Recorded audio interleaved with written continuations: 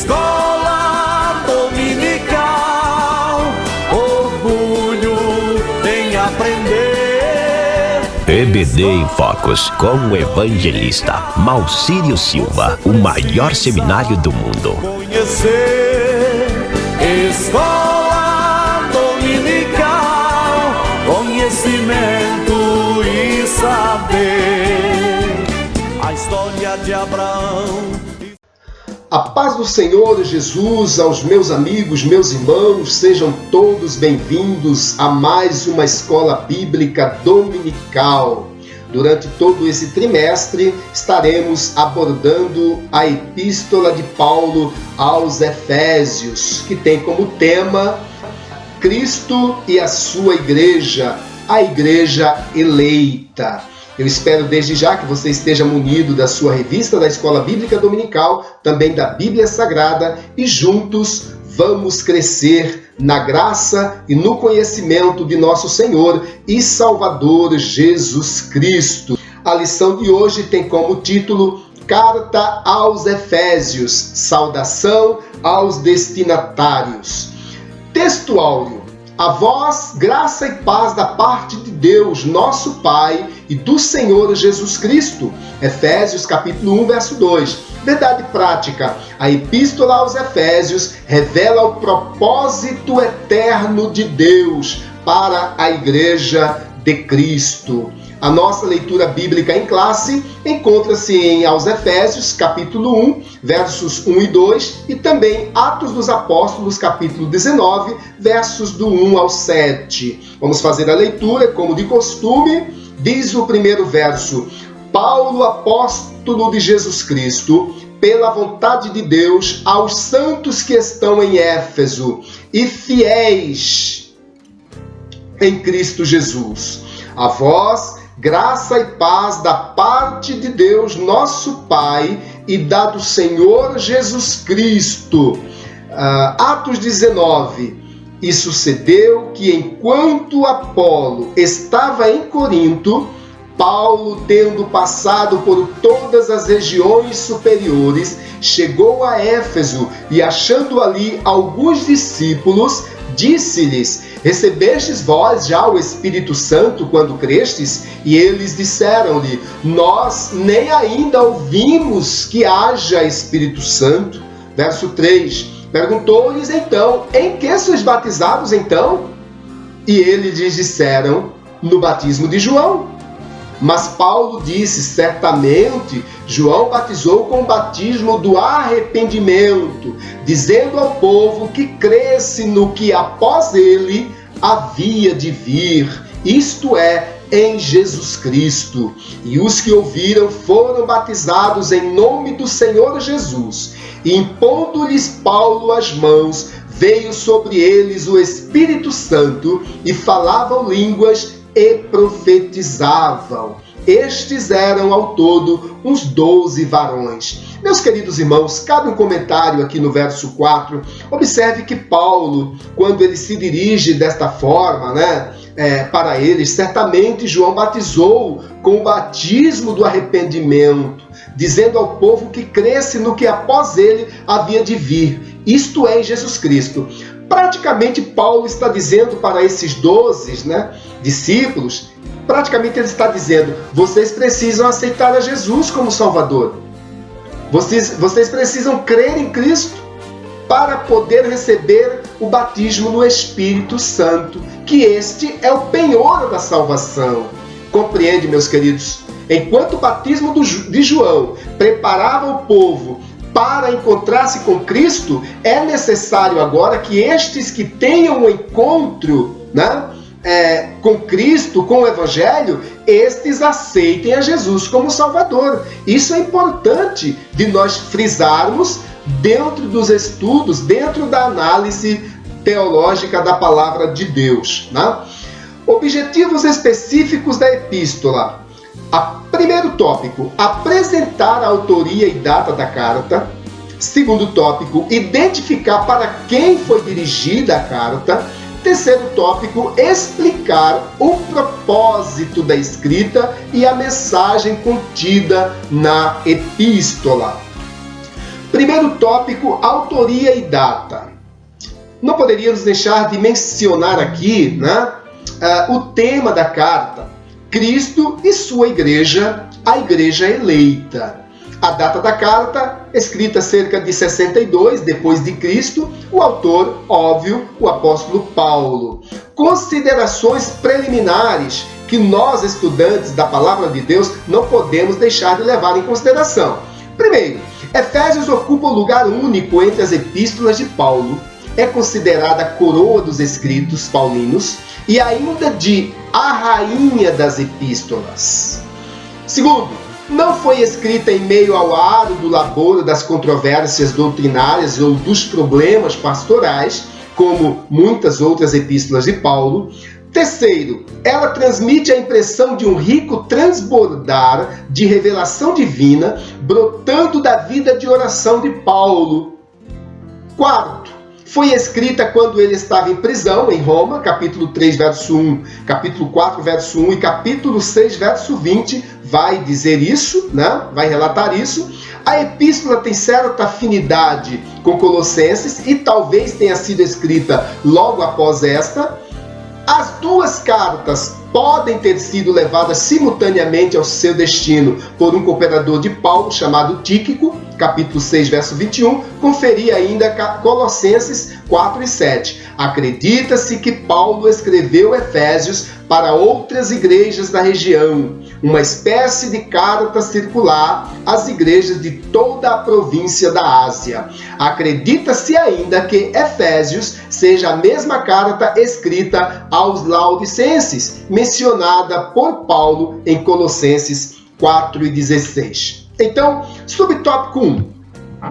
Autoria. O autor inicia a carta declarando sua identidade. Paulo, apóstolo de Jesus Cristo. Capítulo 1, verso 1a. O livro de Atos menciona que ele se chamava Saulo, nome hebraico, mas que também era conhecido como Paulo. Atos 13 e 9. Em hebraico, Saulo significa solicitado, provavelmente uma homenagem por parte de seus pais ao rei Saul, né? O primeiro rei de Israel, que pertencia à mesma tribo do apóstolo. Atos capítulo 13, verso 21, Filipenses 13, 5. Já Paulo significa pequeno, era o seu nome romano. Atos 22 e 25. Subtópico 2. A assinatura apostólica. Nas 13 cartas de sua autoria, o apóstolo se identifica como Paulo, nunca como Saulo. Eu queria abrir um parêntese aqui, porque há uma ideia e uma mensagem implícita nessa decisão de Paulo de usar o nome Paulo para anunciar o evangelho aos gentios. Observe, meus irmãos, que os seus pais, né, lhe deram esse nome em uma homenagem, né, segundo o comentarista, em uma homenagem ao rei Saul. Talvez tenha sido por esse motivo. É um nome pomposo, é um nome que tem uma marca na história, mas Paulo, ele prefere usar um nome que tem o significado de pequeno. Observe essa coisa, talvez aos olhos de uns não tenha importância, mas há uma importância nisso, né? Paulo vai usar o nome que tem o significado de pequeno para promover o evangelho de Deus e fazer tão grandes coisas pelo reino de Deus. Pense nesse detalhe. Talvez por considerar o nome mais apropriado para evangelizar o mundo gentílico. Romanos capítulo 11, verso 13, existe lá uma ideia implícita, né, ou explícita nessa teoria de que fosse mais apropriado ele usar o nome Paulo para anunciar o evangelho aos gentios. Ele reivindica sua autoridade apostólica com a ressalva pela vontade de Deus, Efésios capítulo 1, verso 1, isto é, não escolhido por homens, Gálatas capítulo 1, verso 1. Existe também uma verdade, uma mensagem e uma ideia implícita aí nessa ressalva que ele faz. Eu sou Paulo, apóstolo de nosso Senhor e Salvador Jesus Cristo, pela vontade de Deus. Isto é, não foi escolhido por homens. Existem muitas pessoas escolhidas por homens. Pense nisso. Subtópico 3. Uma epístola da prisão. A epístola foi escrita no período em que Paulo se encontrava preso em Roma. Ele se identifica como prisioneiro de Jesus Cristo, capítulo 3, verso 1, o preso do Senhor, capítulo 4, verso 1, e o embaixador em cadeias, capítulo 6, verso 20. Isso significa ou indica que era uma carta enviada do cárcere. Por essa razão, ela integra o rol das epístolas da prisão, redigidas aos Efésios, aos Filipenses, aos Colossenses e a Filemon. Subtópico 4. Data. De acordo com Atos, após realizar 3 viagens missionárias e implantar igrejas na região do Mediterrâneo, Paulo esteve em prisão domiciliar por cerca de 2 anos. Atos dos Apóstolos, capítulo 28, verso 30, entre 60 e 62 depois de Cristo, aproximadamente. A partir dessa premissa, a data provável da redação da epístola aos Efésios ocorreu por volta de 61 e 62 depois de Cristo, tendo Tíquico como seu portador. Capítulo 6, verso 21. Olha, irmãos, como é importante nós observarmos determinados detalhes, porque Paulo está preso, Paulo está na prisão por conta do Evangelho, né? Ele tinha todas as prerrogativas para desistir, para voltar atrás, para desistir completamente, mas não. De dentro da prisão, ele começa a incentivar a Igreja de Deus e os seus colaboradores a dar prosseguimento ao Evangelho de Jesus. Então, observe que nos momentos mais difíceis, nos momentos mais angustiantes, é que o líder ele deve se mostrar forte, né? E incentivar os seus subordinados, né? E não demonstrar fraqueza. São lições importantes que nós aprendemos com o pastor Paulo. Tópico 2. Os destinatários. A cidade de Éfeso, fundada por volta de 1050 a.C., tornou-se um centro político, comercial e religioso da Ásia Menor, atual país da Turquia. Era uma cidade litorânea, cujo porto desaguava no mar Egeu. Sua rua principal era pavimentada em mármore, com colunas trabalhadas em ambos os lados. Era considerada uma metrópole com cerca de 500 mil habitantes, tinha o maior anfiteatro do mundo, com capacidade para 25 mil espectadores. Próximo dali ficava o estádio com a pista de corridas e a arena onde ocorriam as lutas entre animais selvagens, como também entre homens e animais. Qual é a importância de se analisar esse contexto histórico e cultural de Éfeso? A grandiosidade da cidade, o fluxo de pessoas que por ali passavam, né, de várias regiões, né, várias nacionalidades, e Paulo vai aproveitar exatamente de forma estratégica promover o evangelho, que dali ele se expande para o mundo. Compreende as estratégias do Espírito Santo nas entrelinhas, né, do texto sagrado, revelando a vontade de Deus. Essa é a importância que devemos dar aos estudos da palavra de Deus, meus queridos. Então, ore, leia, né? Procure a mensagem implícita que o Espírito Santo tem para nos revelar acerca do Evangelho e do poder de Deus. Pessoas de diferentes culturas, diferentes nacionalidades, crenças diferentes, e agora ouvindo a poderosa palavra de Deus por intermédio de Paulo. Quanto à religiosidade em Éfeso, subtópico 2, a cidade era idólatra. Olha lá, vai analisando isso.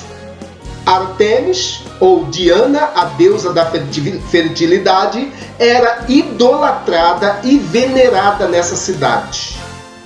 Mas quando chega uma pessoa cheia do Espírito Santo de Deus, cheia do poder de Deus, não existe demônios nem religiões no mundo que resista ao poder da palavra de Deus. E é isso que precisa ser compreendido aqui nesses estudos.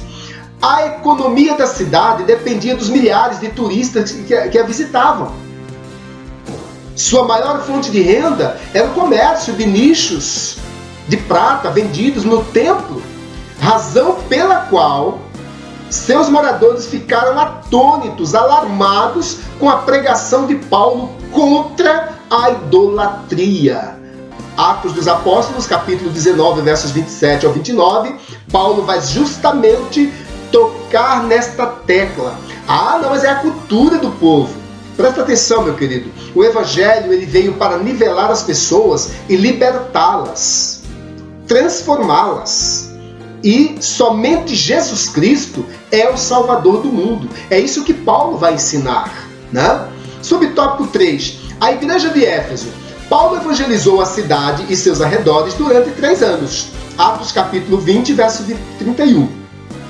Quando chegou a Éfeso, o apóstolo encontrou 12 discípulos, os quais batizou nas águas e conduziu a receber o batismo no Espírito Santo. Atos capítulo 19, versos 5 ao 7. Em seguida, evangelizou os judeus na sinagoga por um espaço de 3 meses. Atos capítulo 19, verso 8.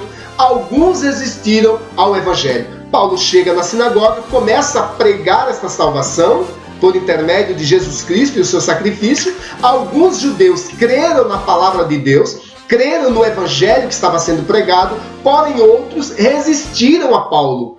E estes que resistiram foram os que expulsaram a Paulo da sinagoga, por não compreender a mensagem sacrossanta do Evangelho de Jesus Cristo, o nosso Senhor. Então, Paulo compreende que Deus agora volta-se para os gentios. Os judeus já têm agora a mensagem de salvação, crer ou não crer, aceitar ou não aceitar, é um problema particular e peculiar dele, porém a mensagem foi semeada, então Paulo entende que ele precisa voltar-se agora para os gentios. Voltou-se para os gentios, pregando num salão alugado na escola de Tirano, Atos capítulo 19, verso 9. Em Éfeso, Deus usou Paulo poderosamente e a igreja crescia, pois até lenços e aventais do apóstolo foram usados para curar os enfermos e expulsar demônios. Atos 19, 12. Uma ressalva importante fazer aqui, porque não era o lenço, não eram os aventais de Paulo que curava as pessoas, mas era o fato das pessoas crerem na mensagem de salvação, crerem no Evangelho. Como não podiam tocar em Paulo, se aproximar dele, dada a aglomeração de pessoas, as pessoas estendiam o lenço. Olha, pega aqui o seu lenço, né? Passa no corpo, coisas desse tipo, né? Olha o avental do Paulo, a sombra, até a sombra dele cura, mas não era a sombra de Paulo, não era, no caso era de Pedro, né? Não era o avental de Paulo, não era o lenço de Paulo, era o poder da palavra de Deus na vida dessas pessoas que creram na mensagem do Evangelho. Que isso fique bem claro, para você não idolatrar as pessoas e seus objetos. Porque o milagre vem na vida do homem, da mulher, por intermédio da palavra de Deus, quando ele crer, quando ele aceita, quando ele se arrepende dos seus maus caminhos.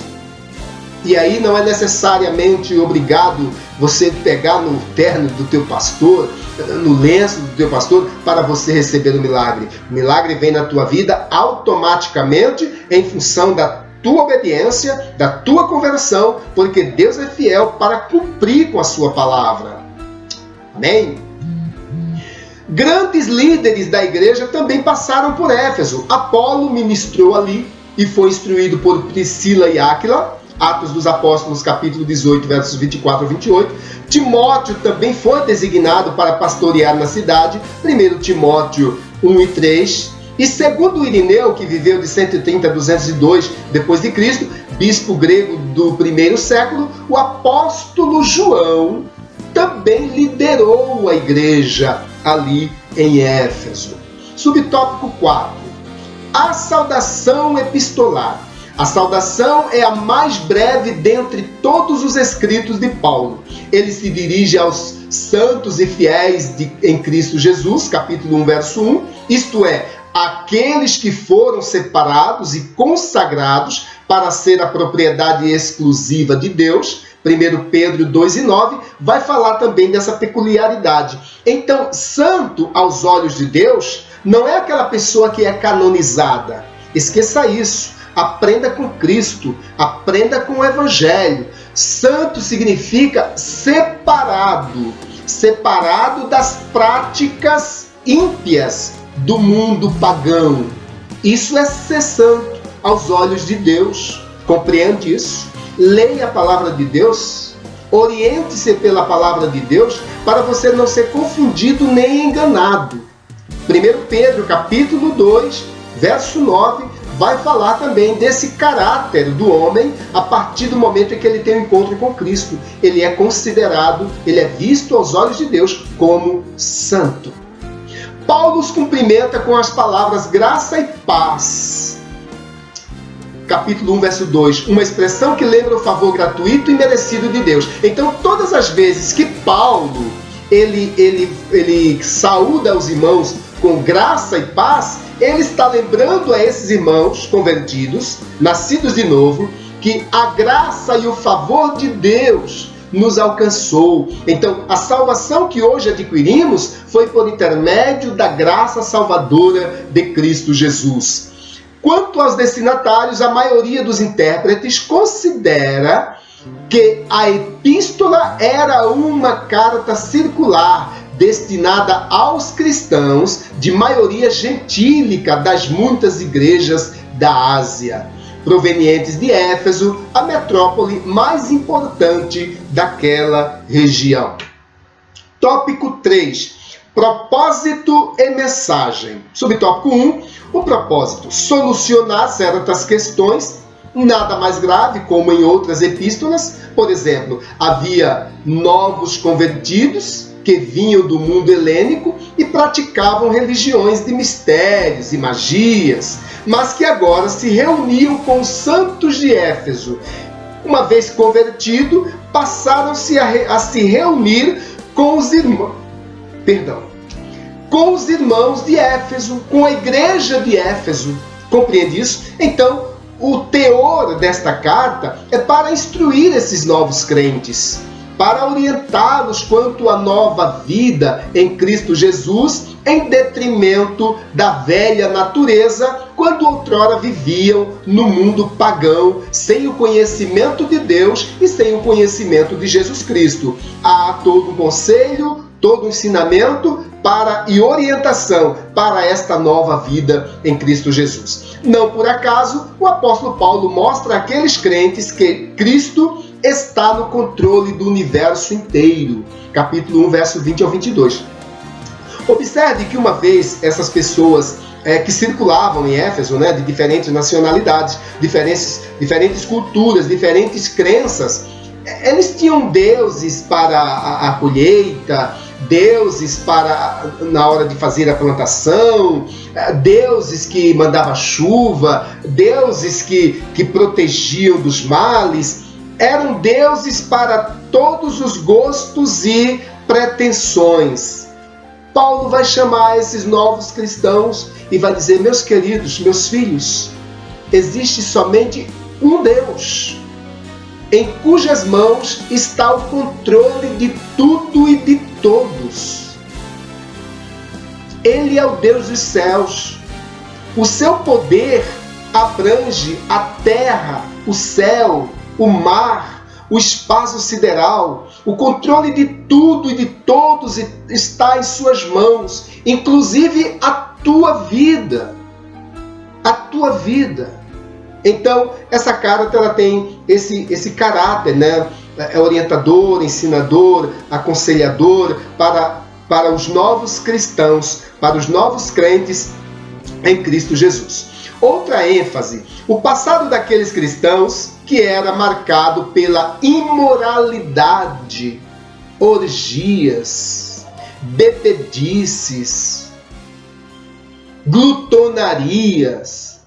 Mais uma vez, salvos pela graça, eles deveriam adotar um novo estilo de vida em Cristo Jesus. Quando o homem e a mulher aceitam Jesus como Salvador, ele precisa viver em novidade de vida.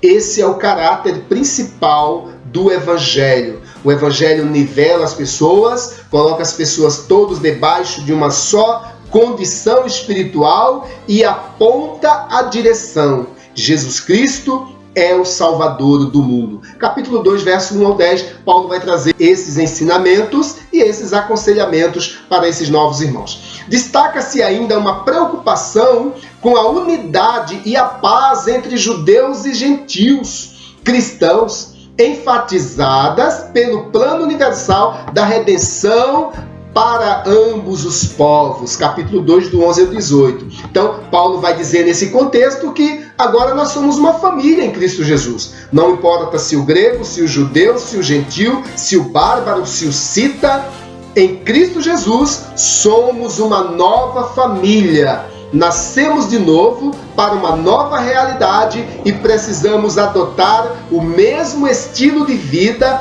pautados na palavra de Deus. Sob essas premissas, então podemos considerar que uma das intenções do autor aos Efésios era a de atender às múltiplas necessidades da igreja numa perspectiva pastoral. Por isso, a carta é apontada por estudiosos como o tratado teológico sobre a igreja, o corpo de Cristo. E quando nós falamos da igreja, nós falamos do corpo místico de Cristo. Não é de denominações, não é de placas de igreja, não é da igreja de Éfeso exclusivamente, mas da igreja de Cristo de todos os tempos, de todas as épocas. Subtópico 2. A mensagem. A mensagem de Efésios gira em torno de duas temáticas. Primeira temática, Jesus Cristo, a cabeça. Capítulo 1, verso 22, capítulo 4, verso 15 e capítulo 5, verso 23. Segunda temática, a igreja, o corpo. Capítulo 1, verso 23, capítulo 4, verso 12, capítulo 5, verso 30 de aos Efésios. Assim, podemos classificar os desdobramentos desses assuntos nos seguintes eixos temáticos.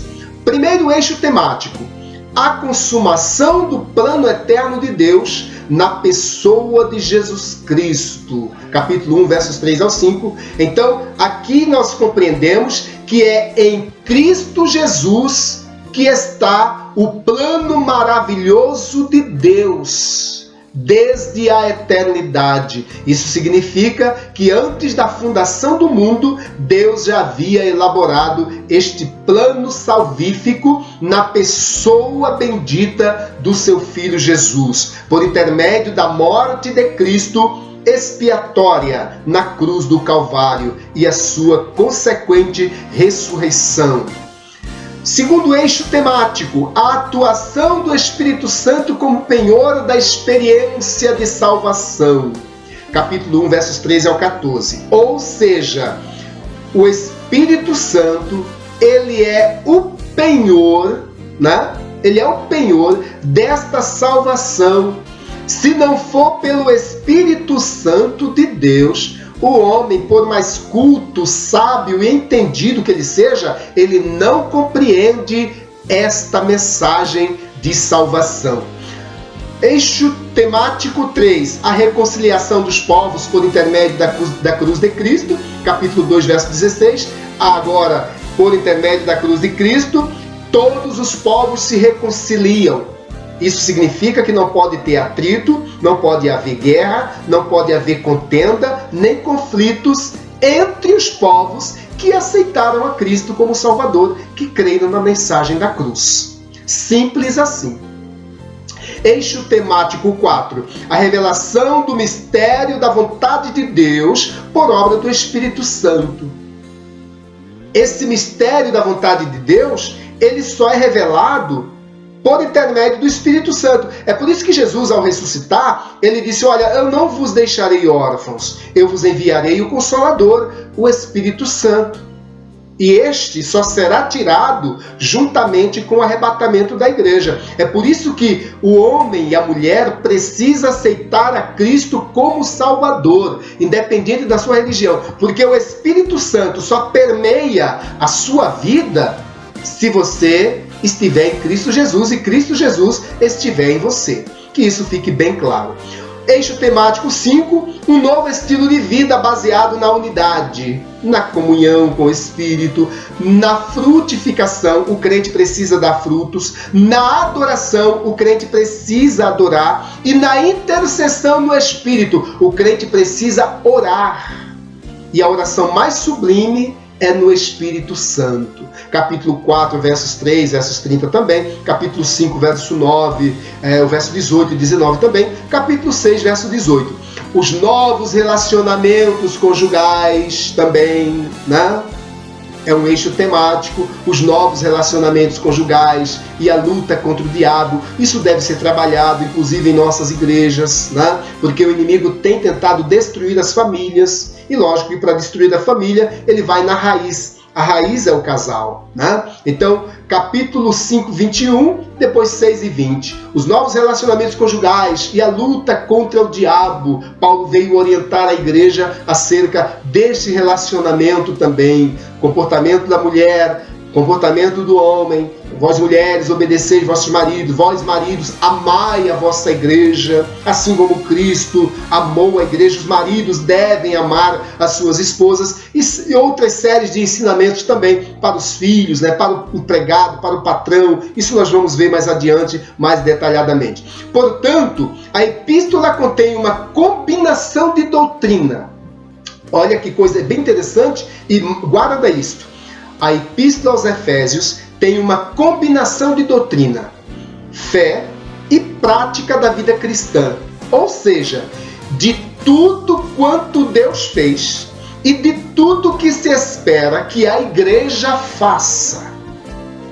Observe as responsabilidades. De um lado, Deus cumpre toda a sua responsabilidade, o seu plano e propósito.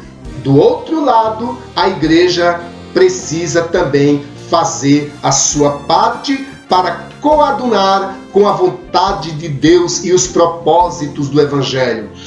Concluindo, meus queridos, a epístola revela um elaborado resumo da salvação e suas implicações para a vida cristã. Não é só a salvação, existem as implicações para a vida cristã. Comportamentos, atitudes, postura, caráter.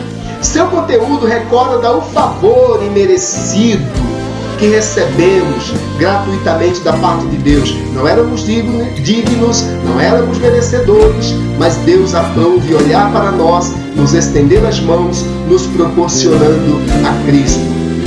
Suas exortações nos impelem a viver em santidade e alicerçados em Cristo, a cabeça da igreja. Capítulo 1, verso 22. A batalhar contra as forças das trevas. Suas exortações nos impelem a viver em santidade e, alicerçados em Cristo, a cabeça da igreja, batalhar contra as forças das trevas. Essa foi a primeira lição do nosso trimestre, segundo trimestre de 2020, né? Onde estaremos abordando toda a epístola aos Efésios. Seja sempre bem-vindo a esta sala e vamos juntos crescer na graça e no conhecimento de Deus. Que Deus abençoe sua vida, que Deus abençoe sua família, que você possa cada dia mais compreender os propósitos do Evangelho e da Palavra de Deus. Amém.